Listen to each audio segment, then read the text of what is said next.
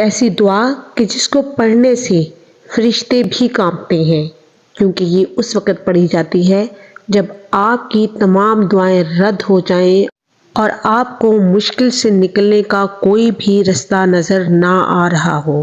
یہ صرف اسی وقت دعا پڑھیں جب آپ کی دعائیں رد ہو رہی ہوں۔ جب آپ دعا مانگیں اور آپ کی دعا کو قبولیت نہ مل رہی ہو تو آپ تب یہ دعا پڑھیں۔ یہ دعا صرف آپ نے 3 مرتبہ پڑھنی ہے۔ آپ نے کسی بھی نماز کے بعد 2 نفل حاجت کے پڑھنے ہیں اور اس کے بعد آپ نے 3 مرتبہ یہ دعا پڑھنی ہے۔ آپ اس دعا کو روزانہ بھی پڑھ سکتے ہیں، 3 دن مسلسل پڑھیں، انشاءاللہ آپ کی بڑی سے بڑی جو بھی حاجت ہوگی، آپ کی بڑی سے بڑی جو بھی دعا ہوگی، انشاءاللہ وہ اللہ تعالیٰ کے ہاں قبول و منظور ہو جائے گی۔ دعا آپ کو میری اسکرین پر نظر آ رہی ہے، آپ نے بس اپنی حاجت سے پہلے 3 مرتبہ آپ نے یہ دعا پڑھنی ہے اور اس کے بعد